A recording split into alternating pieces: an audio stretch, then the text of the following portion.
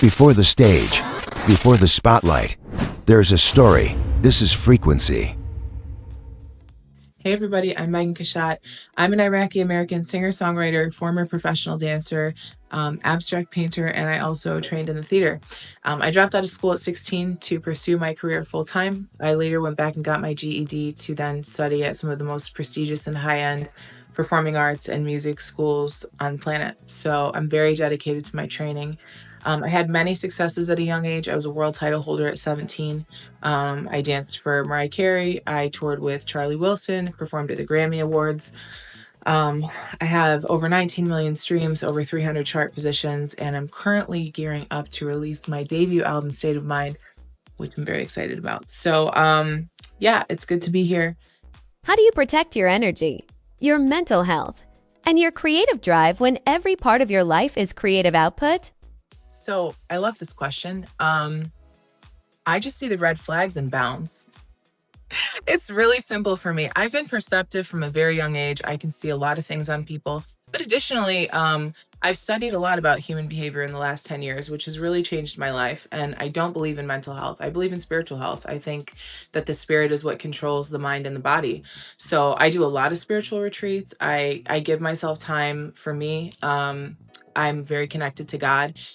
But since every part of my life is a creative outlet, I can create anything. So if there's a bad situation or I have bad energy around me or something terrible going on, I know that I can create something else. So if everything in life is a creation, you can always begin again. You started as a professional dancer performing with Mariah Carey and appearing on the Grammy Awards stage. At what point did the dancer step back so the recording artist could step forward? So at 20 years old, I was offered a record deal with P Music Group, which is Charlie Wilson's record label and management company. And at that point, I knew that it was a sign for me to be pursuing music. I just knew it was my calling at that point. I had no intention of being a recording artist. I was literally in the studio just for fun. No one even knew I was a songwriter. I was songwriting since 9 years old, but like I never voiced it or expressed it or released anything or cared to. It just was sort of a fateful thing for me, I guess. So as things began to get really busy with music, I started to take a step back on my professional dance career, which I loved my life as a dancer. To be honest, I still prefer dancing over singing any day of the week. I probably shouldn't be saying that, but it is what it is. You paint live on stage during your performances. What is happening in your head when you are singing, performing, and creating a painting at the same time? I've been asked this question a lot, and I guess that people get the idea that when you're dancing and singing and painting live on stage, there must be a lot of thought required, but actually thinking is what will destroy the performance entirely. Putting thought into something actually adds time, so there is no time. Like when you're on stage, that's it. You're just in the now. So there's really literally nothing going through my head when I'm painting and dancing and singing live on stage. Sorry, I'm sure you guys were hoping for more of an interesting answer. Your new single Wicked is a sharp turn with a rock-infused sound. After years of success in the dance music world with collaborations, what made you decide to bet on your own voice? So I decided to release a rock song because I grew up on rock music. I really have no idea how I fell into dance music. Well, I know how. I was actually working for Steve Aoki in Ibiza as his merchandise manager in 2016. And I already loved dance music, but I had never experienced it on the level of like, the island. So I kind of stepped away from pop rock. But as I continued to do so many collaborations over the years, I realized that there's not really, this is a DJ's playground, dance music. So there's really not many recording artists. It's almost like we're the accessory to the song. And I was sick of being the accessory. I wanted to be the statement piece. I wanted to be the main course meal. So I just decided that I want to start focusing on my own sound. And not collaborating as much, which I actually do have an EP as well coming off of Soul Candy this summer. So it's an Afro House EP. Can't wait. I really actually feel like doing too many collaborations is shrinking me. Like, I feel like it's truly holding me back. I do love collaborating. I've met some incredible people, but I feel like my vision really has not come through yet as an artist. Like, I know what it is. I know my expression, but I feel like it's really not been realized because I've just been compromising my vision for the sake of collaboration, because you do. That's what you do in collaborations. It's a give and take. It's a what can we create together, not what can I create on my own. So I just wanted to go solo. It was time. You are Iraqi-American. How much of your cultural identity shows up in your music? My cultural identity shows up a lot in my music. I think it naturally comes through in my melodies because I grew up listening to Arabic music as well. So it was just part of my childhood, and I think that I can't really escape it.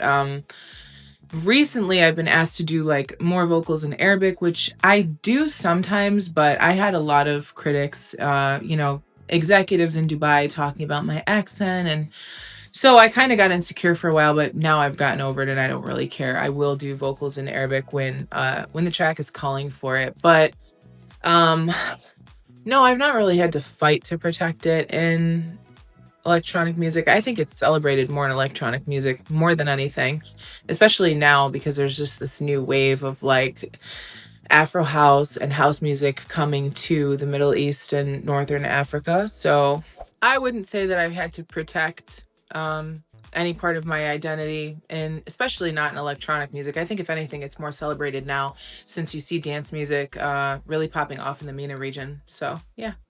You trained at Broadway Dance Center, LA Film School, and NYU's Clive Davis Institute.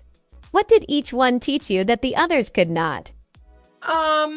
Honestly, I think that you should never stop training as an artist. I find it weird that a lot of these artists pop off and they just want to be famous. They don't really actually care about the craft. I grew up training. Like, that was it for me. I was always in the dance studio. I was always in the choir. Like, I just was always perfecting my craft. You know, I grew up in an era where we didn't have TikTok, we didn't have Instagram, we didn't have all these editing softwares where you can, make yourself look like you're better than you are. Like, we didn't have that, So it was, I grew up competing as a competitive dancer. Like, you can't fake that on stage. There's nothing you can fake on stage. You can't, there's no there's no TikTok box that you can press re-record on. Like, you're on stage. It's do or die. If you suck, you go home, you cry, you get your ass back in the studio. And you train, baby, you train. So I think that I would still train if I had an option to. And this is what rehearsals are about. I mean, when you see artists go on tour, they're in rehearsals. They're in education. They're in training. It's everything. So I find it weird when artists don't. It kind of shows me what their real intention is, which is kind of the issue in today's day and age in the industry. But yeah, I don't think that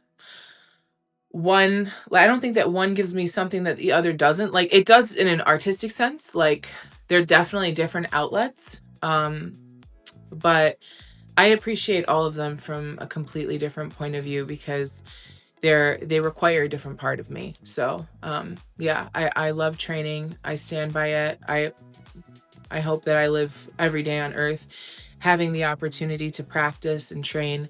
And that's the best part. That's really the best part of being an artist. Your track, Carrie, you debuted at EDC Las Vegas. What did you feel the first time you heard your music played to a festival crowd? So that actually wasn't the first time that my music was played at a festival. Actually, my track Meaningless with DJ Page was played on stage at Life Park Istanbul, which is also a massive festival. That song was signed to Odd One Out, which is Yoto's label.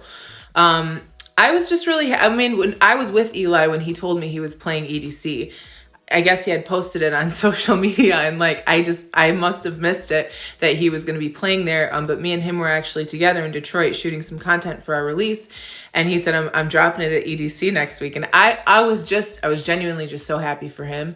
And I was obviously just super grateful because that's such a personal track. And honestly, to this day, I still think it's one of my best work. When I listen to it, I feel like God was really with me when I wrote that. I feel like God really wrote that song. So I was just very happy that it would be played to so many people at such a wonderful place where people are just going for the music, So yeah, it was great. Struggle for Pleasure with Luca Testa interpolates the Wim Mertens classic. What made you want to reinterpret such an iconic piece? So Struggle for Pleasure with Luca Testa, Tava and Double was a cover, and actually I had no idea. I didn't find out until I sent it to my publisher. And then I went back and listened to the original. I was like, this is a masterpiece, which was incredible. But what I added to the track that wasn't originally there was the entire vocal top line and vocals. If you listen to the original, there are no vocals. Obviously, just for legal reasons, when you're releasing tracks that are covers, you can't always be credited for certain things. So I wasn't credited as a songwriter on it. But I did write the whole top line. So yeah, that's what I contributed. You have been supported by BBC Radio 1, Tisto's Club Life, Artbat, and Nora N. Pure. At this stage of your career, what matters more to you? Radio support or streaming numbers? Well, radio pays way more. So you definitely feel like you're more appreciated. But I think especially now, it's more special to be played on radio because it's more of a rarity. You know, before streaming and before digital platforms, all you had was radio. So either you were, passing out your CDs to your friends for them to play in their car, or you were maybe played in clubs, or if you were big time, you were played on the radio. So it's still very surreal to me. Like when I'm driving in my car, if I hear myself on the radio, like that, I still get that like 90s moment of like, Mom, I'm on the radio. Like, I don't think that's ever going to get old to me. I think it's more special than like hearing myself in festivals. I think it's more special than getting millions of streams. I mean, I love that I reach so many people with my music, but there's just, and I don't know, maybe it's just the era I grew up in, but there's just something very special about being played on the radio. So yeah. Your album is called State of Mind. What state of mind were you in when you started writing it?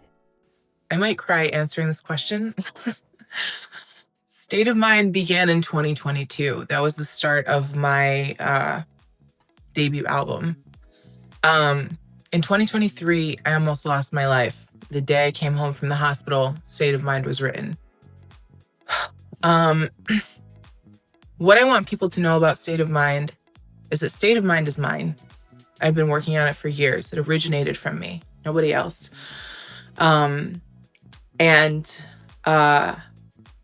It came from a very dark place. And I don't want anybody to be in a certain state of mind when they're listening to it. I just want them to experience it for what it is. And I just needed an outlet to put it somewhere, I've been through a lot in life. And if I don't use that to create art, then the devil is winning. So I just hope it moves people. That's all. I'm very excited about this album. You have performed on stage with artists like Mariah Carey and Big Sean. What is different about being the headliner today?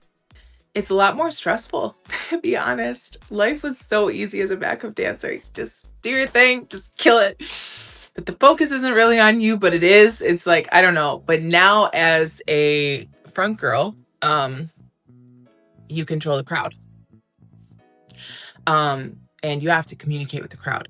And the crowd is waiting for you to lead them. So it's a completely different experience. It's way more stressful.